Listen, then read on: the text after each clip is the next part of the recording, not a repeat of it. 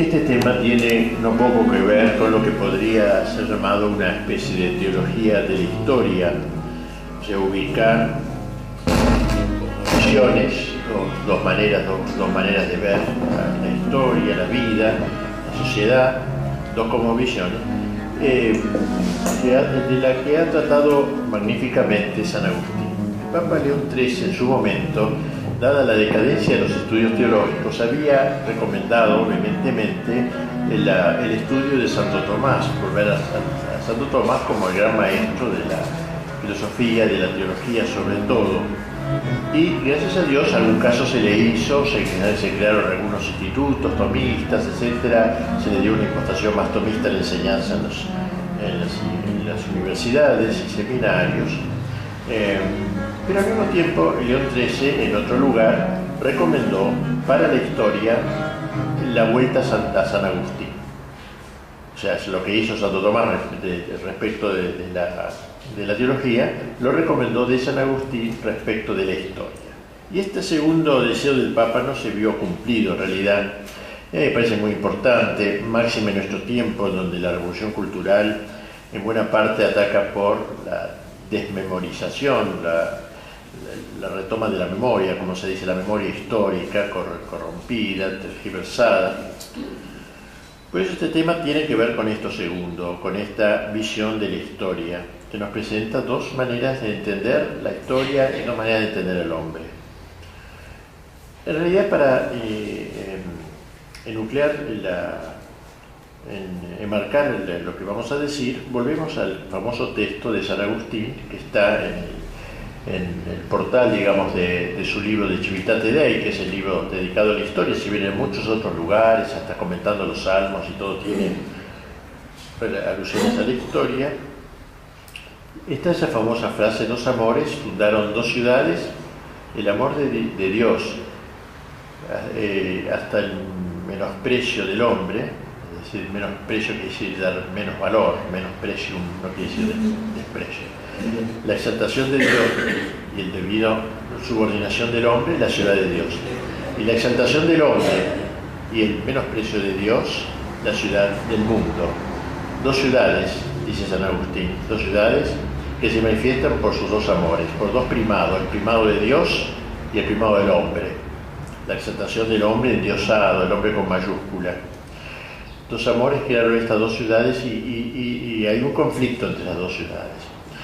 Pero enseguida San Agustín, que inmediatamente propasa sus propias elucubraciones, dice: estas dos ciudades no empezaron con la creación del género humano, sino que ya tienen su origen en el mundo angélico. Porque antes que Dios creara a los hombres, hizo a los ángeles, y los ángeles se dividieron en dos bandos, también ellos. Y dos gritos, podríamos decir, de los ángeles. Uno, Micael, que en hebreo significa ¿quién como Dios? ¿Quién como Dios? Micael, San Miguel, Miguel, arcángel, ¿no? Es el nombre de él, ¿quién como Dios? O sea, el primado de Dios. Y los ángeles subordinados a Dios, criaturas de Dios, reconociendo su criaturidad.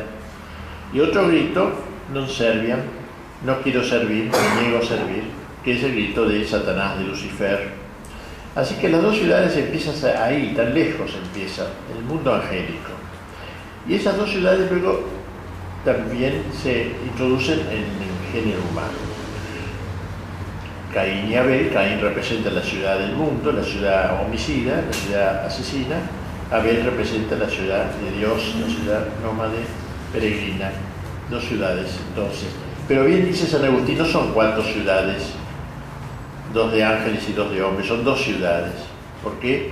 Porque en la lucha histórica que tenemos en la humanidad, el género humano, intervienen los ángeles buenos, ayudando a los hombres de la ciudad de Dios, y los ángeles perversos, secundando, iluminando a los hombres de la ciudad del mundo. Hay dos ciudades compuestas por ángeles y hombres. Este es un dato muy importante porque ya coloca la historia en un nivel preternatural, no solamente inteligible a la luz de instancias puramente naturales, humanas, sino una visión que incluye el mundo angélico.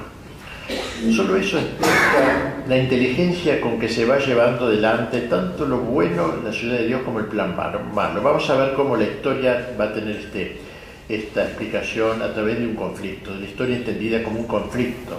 Así lo entiende San Agustín, como una lucha entre estas dos ciudades, que no son dos ciudades que geográficamente separadas, como si dijéramos una que reside en Europa y otra en el Oriente. No se puede localizar geográficamente, pero sí por su impulso, ¿no? El primado de Dios y el primado del hombre.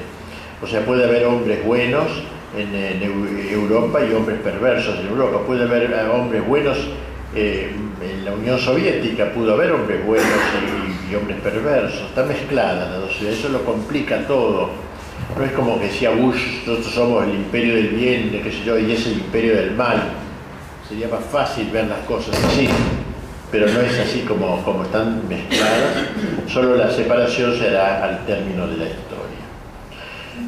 Bien, podríamos entonces considerar la historia como un gran movimiento, primero desde la creación hasta la Edad Media, donde se va gestando poquito a poco, sobre todo desde Cristo, se va gestando poco a poco la llamada cristiandad, que no es otra cosa que la expresión social de la ciudad de Dios.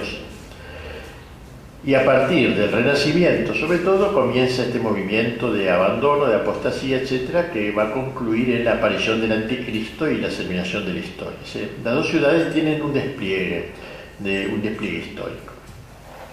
Vemos como cuando comienza el cristianismo en Roma y las persecuciones del Imperio Romano, ahí obviamente había cristianismo, quien lo puede dudar, había héroes, mártires, pero no había cristiandad. ¿Por qué? Porque ¿qué es la cristiandad? No es lo mismo cristiandad que cristianismo. Cristianismo es la práctica religiosa del hombre individual, la concepción religiosa del hombre individual. La cristiandad es cuando el Evangelio impregna el orden temporal, es otra cosa. El orden temporal, la política, el arte, la economía, la cultura, el orden temporal, la guerra, todo, la actividad humana.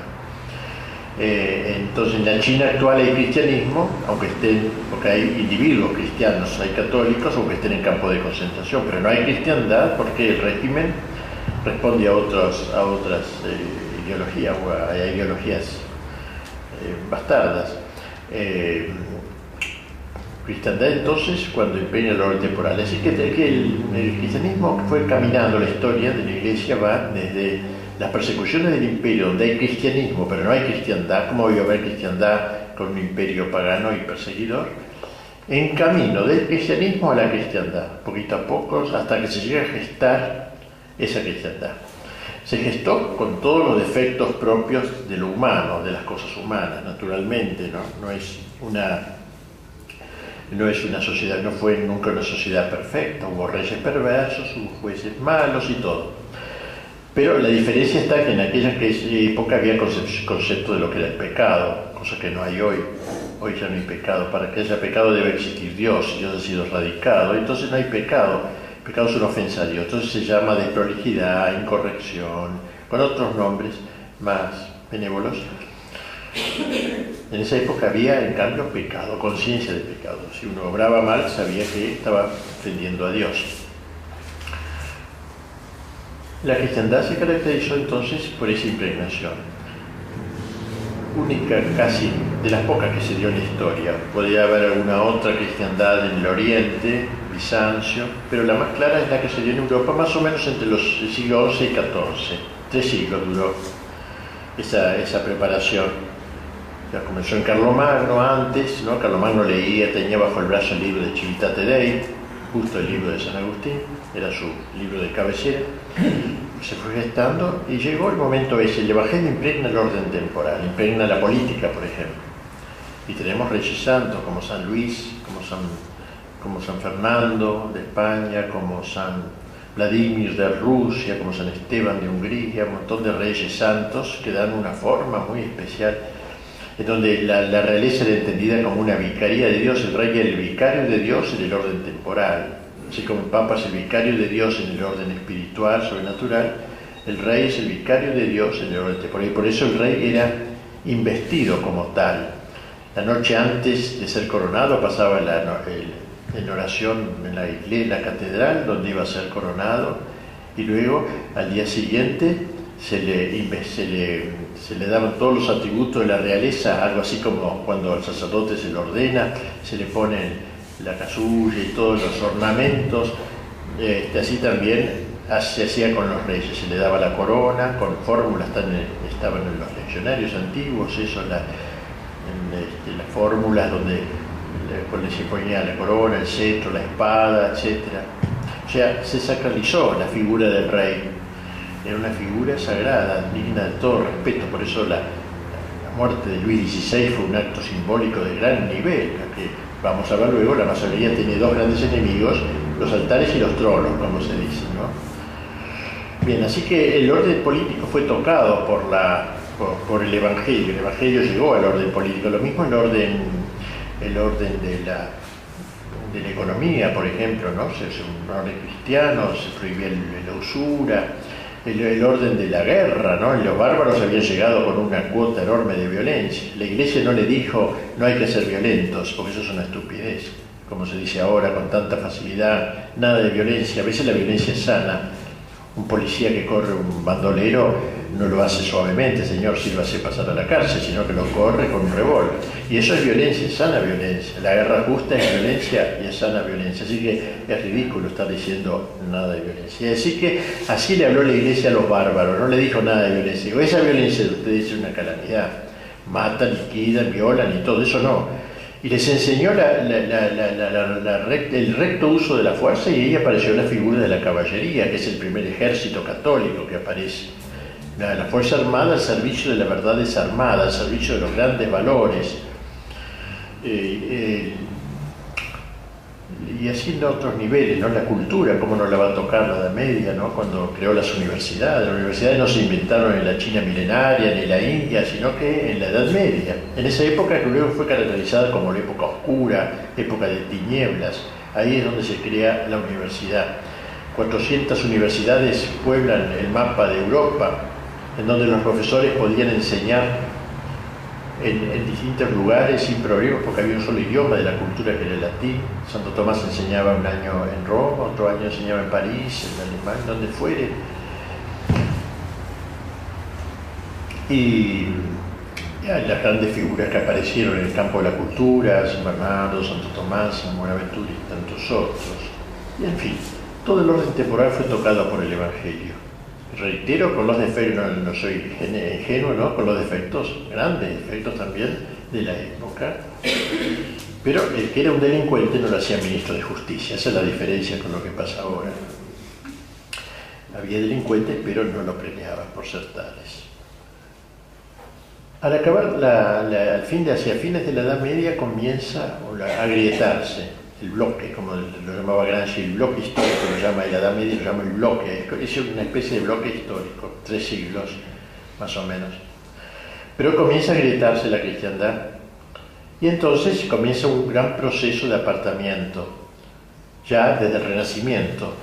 Hubo dos renacimientos, un renacimiento sano, que llevó adelante el arte medieval, por ejemplo, ¿no?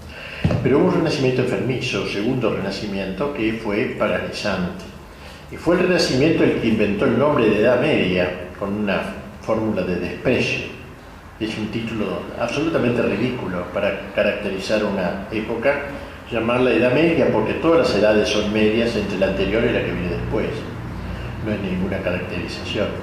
Le llamó la Edad Media porque se consideraba que ellos renacían del paganismo, de lo greco-latino, anterior al cristianismo. Era un renacimiento, y en el medio había este paréntesis histórico de la cristiandad.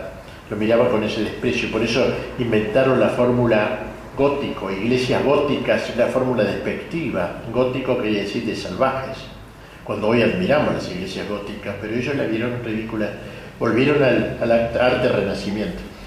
Entonces este renacimiento comienza ya un proceso de exaltación del hombre, aún en un Miguel Ángel que era bien católico.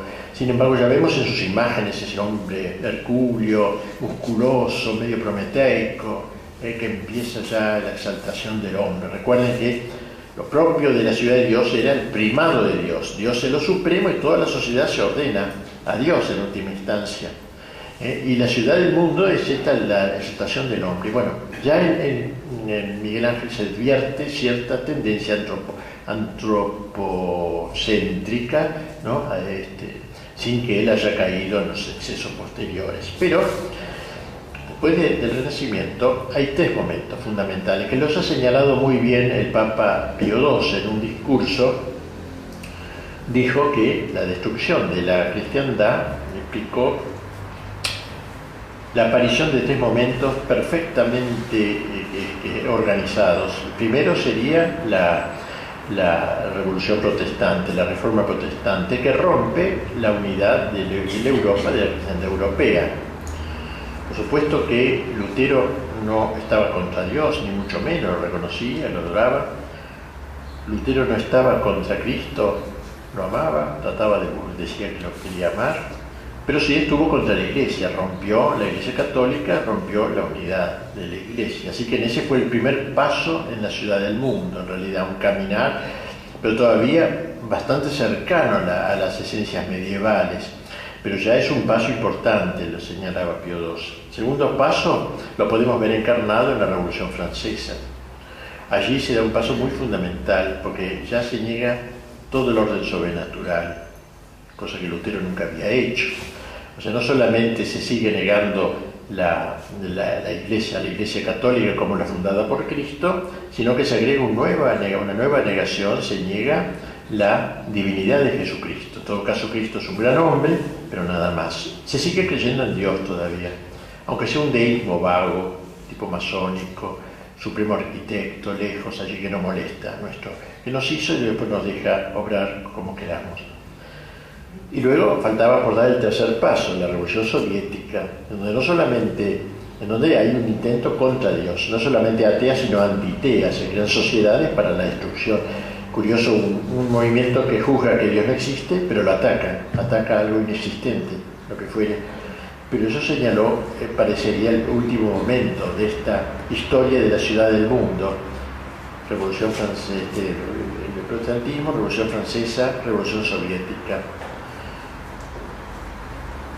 Esta visión de la historia me parece que es muy fiel al espíritu agustiniano. Como decíamos, los ángeles malos están unidos a la ciudad del mundo. Es demasiado inteligente el proceso de la revolución anticristiana, es demasiado inteligente como para haber sido gestados por puros hombres. Hay una mente preternatural. No es que un grupito de personas en el siglo XVI dijeron vamos a hacer una revolución en 3 estadios, tal cual y cual. No, Lutero no tenía ni idea de lo que vendría después, ni la Revolución Francesa sabía lo que venía después, pero hay un orden demasiado lógico como para ser meramente humano, demasiado concatenado. Primero, Iglesia no, Cristo sí, Dios sí. Segundo, Iglesia no, Cristo no, Dios sí. Tercero, ni Iglesia, ni Dios, ni Cristo, nada. Todo eso queda destruido. Es en este contexto donde aparece en esta ciudad del mundo el papel primordial que va a realizar la masonería, que es como una anticristiandad. Por eso está muy relacionado un tema con otro. Es como una anticristiandad. El que a mi juicio mejor ha desarrollado este tema es el Papa León XIII en su encíclica Humanum Genus, cuyo aniversario pasó hace unos años, fines del siglo XX, desapercibido por desgracia totalmente, pero es un documento muy importante. Ya desde el comienzo de este documento, porque el Papa ahí analiza bien lo que es la masonería, me parece que puede ser útil para todos los momentos, aún para ahora. Digo que ya desde el comienzo el Santo Padre presenta la lucha que la masonería lleva adelante contra la Iglesia en una dimensión auténticamente teológica, no es un movimiento puramente cultural o intelectual. El género humano, dice el Papa, después de apartarse miserablemente de Dios, creador y dador de los bienes celestiales, por envidia del demonio, quedó dividido en dos campos contrarios, de los cuales el uno combate sin descanso por la verdad y la virtud, y el otro lucha por todo cuanto es contrario a la virtud y a la verdad. El primer campo es el reino de Dios en la tierra, es decir, la Iglesia verdadera de Cristo. El otro campo es el reino de Satanás. Bajo su jurisdicción y poder se concentran todos los que, siguiendo los funestos ejemplos de su caudillo y de nuestros primeros padres, se niegan a obedecer la ley divina y eterna y emprenden multitud de obras prescindiendo de Dios o combatiendo contra Dios. Esto es típicamente agustiniano. San Agustín decía que las dos ciudades tenían sus reyes respectivos. La ciudad de Dios, el rey era Cristo; la ciudad del mundo, el rey era Satanás. El Papa retoma eso para hablar de la masonería. Precisamente lo va a poner en esa visión. Por eso me pareció conveniente introducir el tema con la visión de San Agustín, recordarla. León XIII reanuda así la descripción agustiniana en estos términos. Dice: durante todos los siglos han estado luchando entre sí con diversas armas y múltiples tácticas, aunque no siempre con el mismo ímpetu y ardor en los dos campos, ¿no? En nuestros días, todos los que favorecen el campo peor parece conspirar a una y pelear con la mayor vehemencia bajo la guía y con el auxilio de la masonería. Sociedad extensamente dilatada y firmemente constituida por todas partes. No disimula ya sus propósitos, se levantan con suma audacia contra la majestad de Dios, maquinan abiertamente la ruina de la Santa Iglesia con el propósito de despojar enteramente, si pudiesen, a los pueblos cristianos de los beneficios que le ganó Jesucristo, nuestro Salvador. Bien, la base que justifica el juicio condenatorio que de la masonería pronunció el Santo Padre, dentro de unas 80 encíclicas que hay sobre este tema, pero me quedo en esta que me parece que la que dio más en el clavo a mi juicio, reside en su conexión intrínseca con los principios del naturalismo. Es decir, lo más grave de la masonería no es tanto que ataca a la Iglesia, es una consecuencia. Lo más grave es que es su concepción naturalista. Eso lo decía el Papa, es lo central, y a mí me parece que acertó plenamente. Dice, todo su empeño, dice el Papa, se reduce a traducir en los hechos las teorías del naturalismo. Es decir, la negación del orden sobrenatural. Todo es natural. Todo está en este campo de la tierra, digamos así. Pasa luego el pontífice a señalar los diversos aspectos que caracterizan este naturalismo y se trasuntan en la cosmovisión de la masonería. El principio fundamental de los que profesan el naturalismo es, dice el Papa, que la naturaleza humana y la razón natural del hombre han de ser en todo soberanamente absolutas. O sea, la razón del hombre no depende de nada superior, ninguna revelación, ni la razón, ni la naturaleza humana no depende de nada sobrenatural, todo es soberanamente absoluto. De ahí el culto que la masonería rinde a la razón. Siempre hablan de la razón, no hay documento en la masonería que no habla de las luces de la razón, cerrándose a toda verdad que en una u otra forma pudiera trascender la razón, ya que dicha verdad, en el caso de existir, implicaría un menoscabo de su soberanía.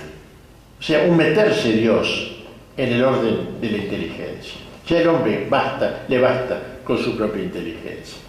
No cabe, pues, lugar para una revelación divina y, por consiguiente, carecen de sentido los dogmas religiosos. No aceptan, dice el Papa, verdad alguna que no pueda ser alcanzada por la razón humana. Ahora bien, como es oficio de la Iglesia Católica guardar enteramente y en su íntegra pureza no solo el depósito de la doctrina revelada por Dios, que trasciende infinitamente los logros más elevados de la razón humana, sino también la autoridad del magisterio y los demás medios sobrenaturales de salvación. De ahí que, dice el Papa, todo el ataque iracundo de estos adversarios se haya concentrado sobre la Iglesia,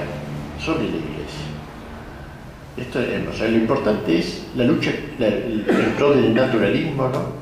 Y luego es consecuencia del ataque a la Iglesia. No es que nacen para atacar a la Iglesia. La Iglesia es la que defiende el orden sobrenatural, es la principal defensora. No lo van a hacer ni siquiera los protestantes, los principales enemigos de la masonería. No lo van a hacer ninguno, sino principalmente la Iglesia Católica es el enemigo, no un enemigo, sino el enemigo principal, porque es el que defiende más el orden sobrenatural. Afirma el Papa que eso es lo que los ha llevado a perseguir abiertamente a la Iglesia en varias naciones, oprimiendo a la Iglesia con leyes inicuas, reprimiendo o dispersando las órdenes religiosas y sobre todo atacando a la Santa Sede, al Papa, ¿no? Primero quitándole el orden temporal con fingidos pretextos, porque en dicho poder veían el baluarte de su libertad y de sus derechos. Luego lo redujeron a una situación injusta por las dificultades que de todas partes se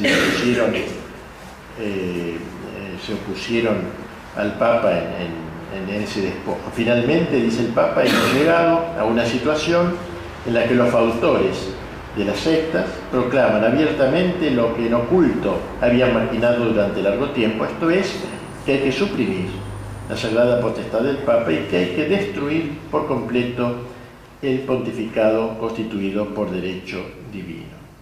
Destaquemos la sutileza con que el documento, más allá de los episodios, anecdóticos, analiza el sentido profundo que se encubre en el ataque de la masonería con la Iglesia. De lo que se trata, en última instancia, es del ataque de lo natural en rebelión contra lo sobrenatural, de la razón contra la revelación. Pero el Papa da un paso más.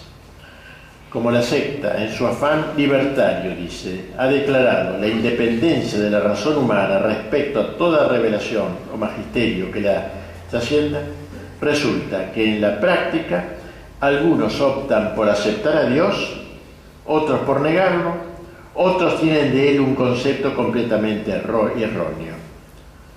Por ello así es, o sea, hay masones que aceptan a Dios, supremo arquitecto, otros que son ateos, pero siempre negar el orden sobrenatural. Si es un Dios reconocible por la razón humana y nada más. Por eso la diosa razón, una diosa, declaran a Dios en la razón en la Revolución Francesa. Bien, un concepto, una vez destruido o averiado este conocimiento fundamental, caen en tierra por falta de sustento, no ya tan solo el orden de las verdades sobrenaturales, también se derrumba el orden natural. Se derrumba el orden natural.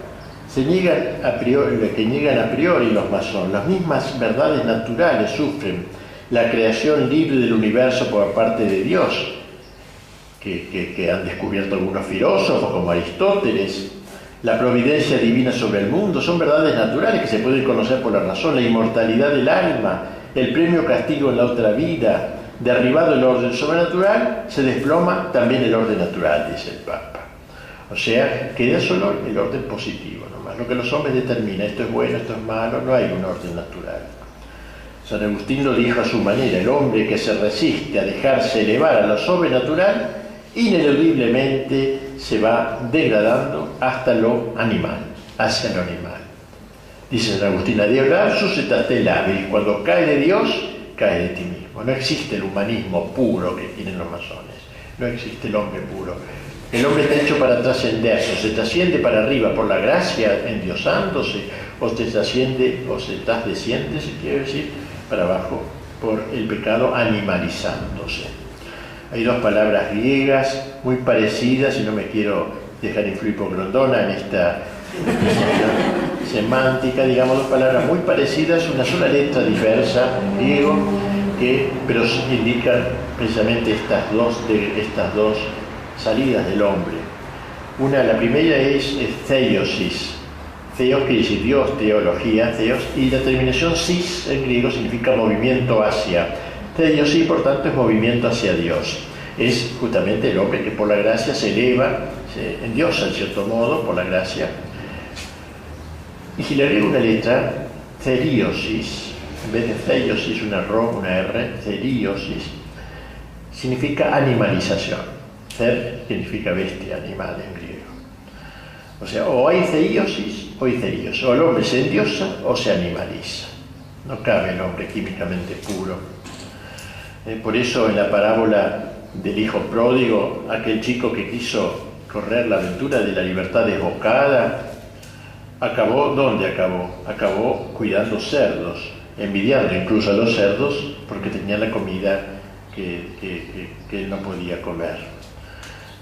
Así que entonces no resulta posible establecerse de manera definitiva en un orden puramente racional, como dicen ellos, los masones, clausurado a toda trascendencia. Al cerrarse a lo suprarracional, el hombre se vuelve infrarracional. Por eso ellos atentan contra la razón, hay que decírselo, porque nosotros debemos defenderlo. Fides et ratio, decía el título de la encíclica de Juan Pablo Gil, la fe, pero también la razón. El hombre, la Iglesia ha defendido la razón, y estos señores racionalistas destruyen la razón. El naturalismo, pues, es un elemento contra la inteligencia que al cerrarse, es un atentado, contra la inteligencia que al cerrarse a la verdad sobrenatural queda, por así decirlo, como castrada. Como la voluntad sigue a la inteligencia, también ella se ve herida en su tendencia al bien. El rechazo de las verdades enseñadas por Dios conduce necesariamente, según observa con sagacidad León XIII, a la negación del pecado de nuestros primeros padres y consiguientemente a la negación de una naturaleza debilitada y proclive al pecado. Otra gran falla que va a destruir al hombre, y que enarbola la masonería. Hemos visto hasta qué punto los masones exageran las fuerzas y la excelencia de la naturaleza humana, poniendo en esta el único principio regulador de la justicia. Ni siquiera se les llega a ocurrir la necesidad de refrenar los impulsos de la naturaleza. No acepta, porque el hombre no está herido. El hombre no ha quedado como aquel de la parábola tirado en el camino y tuvo que venir el buen samaritano y cargarlo, que era Cristo. No, el hombre está perfectamente bien, nace sano. Rousseau, aquí está también el espíritu de la Revolución Francesa. El hombre no tiene pecado original. Entonces no piensa en que hay que dominar los ímpetus de la naturaleza, las pasiones desordenadas que tanto nos influyen,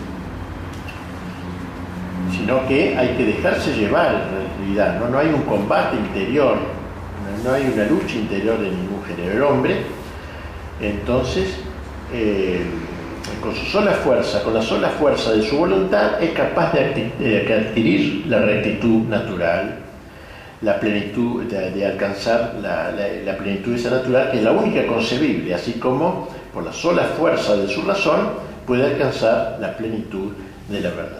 Sin embargo, como insinuamos más atrás, una actitud semejante, negatoria de la divina gracia, acaba por desembocar en el santón laico o en el honesto burgués, que era el masón, como hemos conocido los viejos masones. Algunos son honestos, burgueses honestos, digamos, tratan de no infringir las leyes generales de la sociedad que se esperaba. Si no era ese honesto burgués, sino es un hombre abiertamente desenfrenado.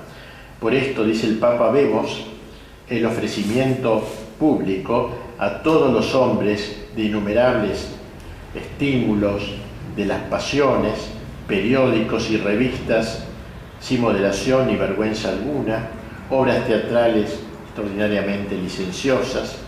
Al obrar así, proceden criminalmente, pero son consecuentes consigo mismos todos los que suprimen la esperanza de los bienes eternos y la reducen a los bienes caducos, hundiéndola en la tierra. El naturalismo doctrinal y moral, entonces, que inspira todo el quehacer de la masonería, tiene consecuencias también en el orden social. Por lo que toca a la sociedad doméstica, la doctrina naturalista reduce el matrimonio a la categoría jurídica de un mero contrato entre un hombre y una mujer, cuyo vínculo, enteramente sujeto a la autoridad civil, es legalmente rescindible según la voluntad de los contrayentes. En lo que atañe a la educación de los hijos, el naturalismo prohíbe enseñarles cosa alguna como cierta y determinada en materia de religión. Cada cual, al llegar a la adolescencia, escogerá lo que prefiera. Los masones, dice el Papa, están de acuerdo con estos principios. No solamente están de acuerdo, sino que se empeñan desde hace tiempo ya por introducir estos principios en la moral de la vida diaria. En confirmación de lo cual señala el Papa cómo algunos estados ya habían introducido la ley del divorcio y otras estaban trabajando para ella, etcétera, y habían quitado la enseñanza religiosa y se había separado la Iglesia y el Estado, en fin, todas estas cosas que fueron en buena parte en la Argentina también movidas por la masonería.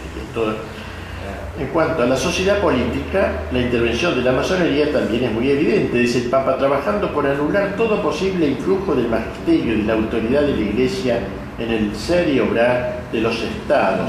Y con este fin, dice, organizan conferencias y movimientos de opinión en pro de la separación total de la Iglesia y del Estado para eliminar todo resto de cristiandad, o sea, impregnación del orden temporal, quitar todo, echar a todo influjo cristiano en el orden de la sociedad, el orden temporal. Excluyen así, dice, de la legislación y de la administración pública el influjo saludable de la religión católica, de lo cual se sigue la tesis de que la constitución total del Estado debe establecerse al margen de las enseñanzas de la Iglesia.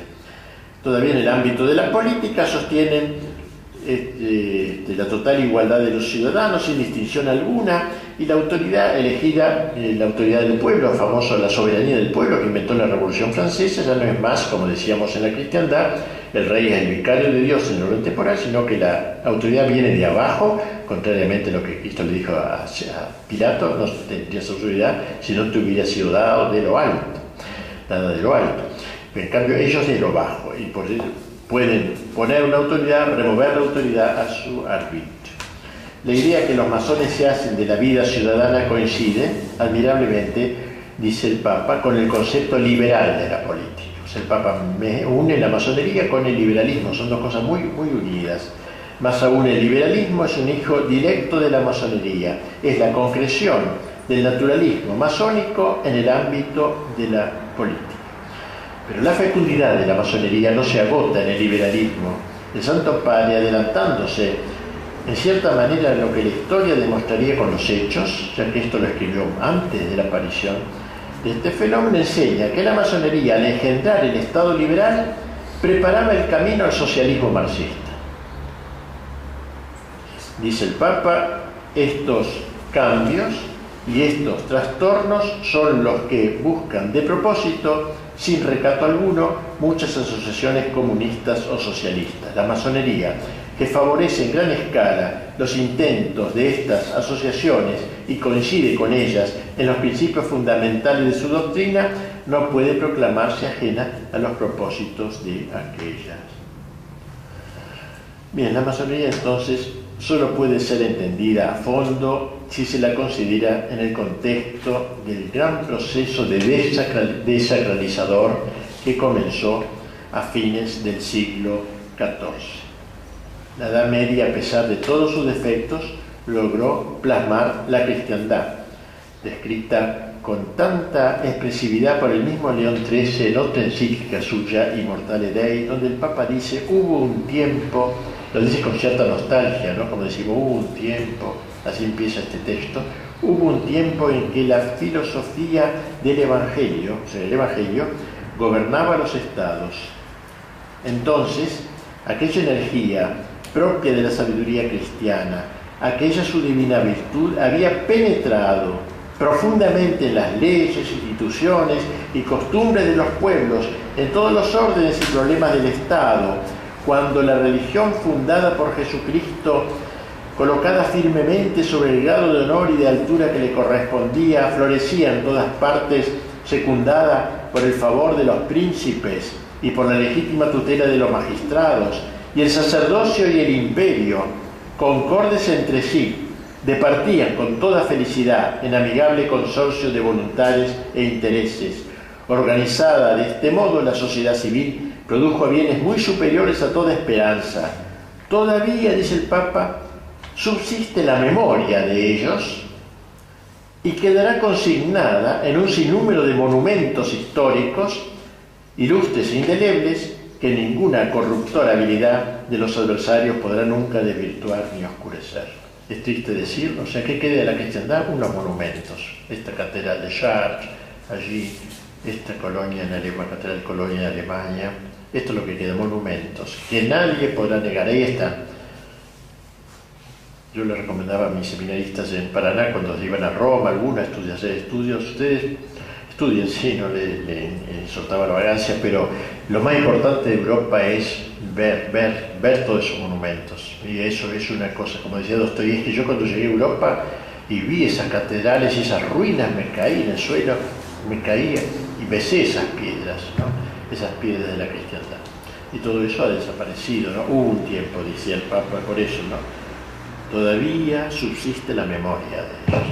Y bueno, recordar la memoria también intelectualmente, como lo hacemos acá, no solamente a través de los edificios. Me acuerdo Rodin, el gran escultor, después de Miguel Ángel, los más grandes de la historia, cuenta en un libro que se llama Las Catedrales de Francia, va contando lo que iba recorriendo y comentando. Cuando llegué a Chartres, dice, vi esa catedral. Y yo, cuando vi eso, como Dostoyevski, caí de rodillas, me sentí un enano frente a su gigante. Cómo el Renacimiento pudo burlarse de lo gótico, ¿no? Bien, la destrucción de todo el resto de cristiandad, podríamos decir, la destrucción de todo el resto de la cristiandad es el gran designio de la masonería, ese es el fin de la masonería. Bien, el Papa entonces habla luego de la necesidad de enfrentar esta situación, enfrentar la masonería. Hay una reacción. Esta reacción exige una buena cuota de sagacidad, dice el Papa, porque son muy inteligentes. Tenemos que enfrentarnos con un enemigo astuto y doloso, que halagando los oídos de los pueblos, libertad, igualdad, fraternidad, y de los gobernantes, se ha cautivado a los unos y a los otros con el cebo de la adulación y de las suaves palabras. Por tratarse de un enemigo taimado, uno de los deberes principales de la lucha contra la masonería será el desenmascararla, dice el Papa. Descubrir que detrás de esas lindas palabras, el derecho del hombre, lo que se esconde. Nos hemos tragado todo un vocabulario que proviene del enemigo. Proviene de la Revolución Francesa. Cuando la Revolución Francesa habló de derecho del hombre, lo hacía en contraposición a los derechos de Dios. Cuando la Revolución Francesa habló de la soberanía del pueblo, lo hacía para negar la soberanía de Dios. Y hoy nos tragamos las palabras, queriendo cristianizarlas. Pero eso no es el proceso. Eso es tragar el cebo, mordar el anzuelo, como diría el Papa. Y así el Papa entonces, dirigiéndose a los obispos, los exhorta a que abran los ojos, especialmente de la juventud. ¿Alguno lo ha visto hacer esto? Yo por lo menos no. Consagrando a su educación la mejor parte de sus esfuerzos. Nunca harán demasiado en orden, dice el Papa, a preservar a la adolescencia en las escuelas y maestros que puedan inculcarle el aliento malsano de la masonería. Habrá que incluir en la enseñanza de la doctrina la exposición de la perversidad de la masonería, de modo que todos, dice el Papa, puedan precaverse de las artimañas que suelen emplear para sus dañados propósitos. Bien, termina el Santo Padre esta notable encíclica, muy visionaria me parece a mí, elevando sus ojos a Nuestra Señora y a los santos para lograr su intercesión en esta lucha frontal. Tomemos como auxiliadora y mediadora a la Virgen María, Madre de Dios, ella que venció a Satanás desde el momento de su concepción, despliegue su poder contra todas las sectas impías en que se ven revivir claramente la soberbia contumaz, la indómita perfidia y los astutos engaños del demonio. Pongamos por intercesores al príncipe de los ángeles, San Miguel, vencedor de los enemigos infernales, a San José, esposo de la Virgen Santísima, celestial patrono de la Iglesia Católica, a los grandes apóstoles San Pedro y San Pablo, sembradores e invictos defensores de la fe cristiana. Bien, este es el resumen, la magnífica encíclica de León XIII sobre la masonería, Humanum Genus. Podríamos decir entonces que la historia se encuentra en este momento de triunfo masónico generalizado en todo el mundo, va logrando punto por punto todos sus planes. hemos llegado al término de la historia. Bueno, esto ya es más difícil, ¿no? Podríamos decir que después de estos grandes tres momentos de que hablamos, ¿no? Primero, Iglesia no, Cristo sí, Dios sí. Segundo, Iglesia no, Cristo no, Dios sí. Tercero, ni Iglesia, ni Cristo, ni Dios. Parece que ya no se puede ir más allá. Sin embargo, creemos que hay un paso más. No será un cuarto paso, pero es como un colofón de todos estos pasos, dado una cosecha. Eso sería el nuevo orden mundial, que se está proyectando, que se está llevando adelante, y que lo ha desarrollado, a mi juicio, el que mejor lo ha desarrollado ha sido Fukuyama, un autor norteamericano, apellido japonés, secretario de Bush, del padre del primer Bush, el primer presidente. Él escribió un libro explicando qué era el nuevo orden mundial, muy interesante, donde va mostrando que esto va triunfando paso a paso, que hemos llegado ya a una plenitud histórica, claro, la plenitud masónica, podríamos decir nosotros, ¿no? Él habla de la masonería, la plenitud histórica, ya el hombre se escribe con mayúscula, ya no es más el hombre, pobre hombre medieval, ahora es el hombre soberbio, prometeico, el hombre de la Torre de Babel, que ha puesto los peldaños de su soberbia para igualar a Dios, seréis como dioses. Y él dice que quedan algunos enemigos, dice Fukuyama, todavía no se ha logrado plenamente el orden mundial, quedan algunos enemigos. La familia, dice, por ejemplo, las patrias y la religión. Estos son los tres enemigos que hay que erradicar. La familia, ya no, ¿por qué? ¿Qué tiene que ver la familia con este asunto? O sea, la familia entendida cristianamente, ¿no? Se comprende, la familia esa. Porque esa familia, en realidad, está, al hablar de una fidelidad hasta la muerte, como lo entiende el cristianismo, la familia cristiana, destruye el carácter libre de los contratos libres, de que uno puede rescindir cuando quiera. Como ahora se decía, se estaba proyectando acá en Argentina un matrimonio por cada 2 años. Cada 2 años hay que renovarlo. Después vendrá un progresista y ya cada año, que va progresando la historia, ¿no? Cada vez más. Y así, entonces, él decía que la familia, si la familia se convertía en un mero contrato, no era enemigo, un mero contrato rescindible no era enemigo, lo que dicen los masones. La patria, ¿por qué es enemiga las patrias del nuevo orden mundial? Porque el nuevo orden mundial justamente homogeneiza en cuenta a todo el mundo, ¿no? Las patrias son un atentado contra eso. Y la religión, te cuento, lo esencial del nuevo orden mundial, dice Fukuyama, el cual sigue a Hegel, a los pensadores alemanes, pero también a Marx. Me llama la atención eso, siendo bien liberal. A Marx lo pone como un antecesor y bien lo hace perfecto, porque es un antecesor de todo esto. Hay que realizar entonces ese proceso de la iglesia, de destrucción del orden religioso. ¿Por qué? Porque el nuevo orden mundial y la modernidad es inmanentista. Esta es una idea de Gramsci también. La quinta esencia del marxismo, dice Gramsci, no es la lucha de clases, es la inmanencia, que es el mismo ideal de la Revolución Francesa. Por eso digo, hay una continuidad, la inmanencia. ¿Qué es la inmanencia? Inmanere significa permanecer en la actitud del hombre que vive en esta tierra como si esta fuera su patria definitiva. Esto lo va a idear, a pensar la Revolución Francesa, pero también la soviética, porque ¿qué dijo Marx? El paraíso en la tierra. El paraíso no es el que no existe en el más allá, sino acá, en la tierra. Entonces, lo que hay que lograr es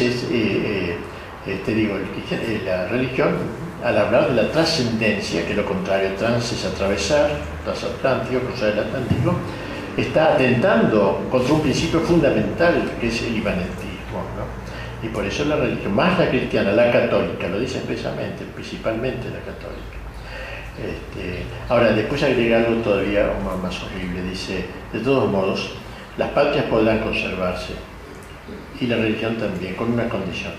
¿Cómo se conservaría la patria? ¿Cómo permitiríamos nosotros que se conservaran las patrias? Bueno, no lo dice con estas palabras, pero la idea. Si las patrias renuncian a su ser nacional, a sus tradiciones nacionales, a sus fronteras casi, a sus héroes, a sus santos, y se limitan a lo anecdótico, ahí sí las podemos aceptar. ¿Qué quedará de Francia? ¿Qué será Francia? Y será un lugar donde se hacen muy ricos, que es textual, esto sí que es textual lo que ahora, muy ricos quesos exquisitos, los franceses tienen quesos muy ricos realmente. Eso es lo que queda de la Francia, de Corneille, de Racine, de San Luis, de Juana de Arco, los quesos. Y de Alemania quedarán las salchichas también, las salchichas y la cerveza, dice. Eso, si Alemania acepta hacer un lugar donde hay muy ricas salchichas, hace muy buena cerveza, ahí se lo podría aceptar un lugar que se llama Alemania. Bueno, y el cristianismo también podría ser aceptado. ¿Con qué condición? Con que el catolicismo, sobre todo, ¿no? Como digo, con la condición de que renuncie a decir que es la verdad. O sea, que diga que es una verdad, una más en la sociedad, como una especie de club, una entidad dentro de la sociedad. Pero esto no, así como las patrias no pueden consentir en esa condición que le pone Fukuyama, menos la iglesia puede consentir, sería una iglesia adúltera, una iglesia que echa agua bendita sobre la modernidad, sobre la masonería. No podría ser, ¿no? Porque Cristo nos dijo: yo soy una verdad, digo, soy la verdad, y esto es, no sé, no podemos salir de ello. Entonces, me parece que el nuevo orden mundial está en esta corriente de la revolución anticristiana, podemos así titular la revolución anticristiana, ¿no? Digamos, con mayúscula revolución y con mayúscula anticristiana, porque así como antes fue toda una preparación de la cristiandad hasta llegar a la Edad Media, ahora es todo un proceso de la revolución anticristiana, de exaltación del hombre y de disminución y expulsión de Dios de la sociedad, si fuera posible, ¿no? Para terminar, debemos decir que esto no nos debe llevar a renunciar a la cristiandad. Hoy hay muchos católicos, incluso católicos, incluso obispos, yo he oído comisión de pocos obispos, he oído esto, que ya no hay que hablar más de cristiandad. Hay que hablar. Una cosa es que no podamos realizarla de hoy a mañana, obviamente, pero tampoco se realizó del Imperio Romano en la Edad Media, pasaron 8 siglos para realizarla, pero se la proyectó. Nunca se renunció a que Cristo reine en la sociedad, porque eso no es invento nuestro. Hay 2 Cristos en la historia que explican la historia, ¿no? Uno, es necesario que Cristo reine, que lo dice San Pablo en una de sus epístolas. Otro Cristo, que está en una parábola: no queremos que este reine sobre nosotros. Hay 2 Cristos, y eso explica toda la historia desde el punto de vista teológico. Nosotros no podemos renunciar a que Cristo reine. Como decía el cardenal Pi, esta es la política del Padre Nuestro. ¿Por qué del Padre Nuestro? El Padre Nuestro dice en una de sus peticiones: hágase tu voluntad, así en la tierra como en el cielo. En la tierra, en los parlamentos, en los colegios, en las universidades, en el ejército, en las Fuerzas Armadas. No podemos renunciar. Ahora que yo sé que no son los 5 decretos con los que se crea una cristiandad, pero no hay que renunciar. Porque ¿qué está haciendo el enemigo? Primero destruyó la cristiandad, hubo un tiempo, decía León XIII, ¿no? Ya está, queda monumento nomás. Ahora, ¿qué está haciendo? Destruyendo el cristianismo en los corazones ya, o sea, liquidó al Cristo, al Evangelio en la sociedad, y ahora ataca al Cristo en los corazones para erradicarlo totalmente. Cuando este proceso termine, y que va avanzando a pasos agigantados, particularmente porque en la medida en que no encuentra resistencia, ni en la iglesia siquiera, ni resistencia condigna, digamos, ¿no? Alguna resistencia suelta, pero el avance es cada vez más rápido. Como decía aquí el mismo León XIII, más grave que la audacia de los malos es la cobardía de los buenos. Y en este grado avanza el enemigo. Entonces digo, cuando este avance se haga ya, si es que no hay un freno, un cambio en la historia, nosotros debemos buscarlo, aunque no lo logremos, llegará el momento del fin de la historia. Y con esto termina un poco esta visión un poquito panorámica de la historia, de Génesis al Apocalipsis, digamos, con la aparición del Anticristo, que da todo su sentido al resto. Así como Cristo es la recapitulación, como dice San Pablo, de todo el bien de la historia, el Anticristo será como el recapitulador de todo el mal de la historia. Y el Apocalipsis pinta esa época, precisamente, Santo Tomás dice que probablemente el Anticristo sea un político, o sea, es un dirigente en el orden, una especie de emperador mundial.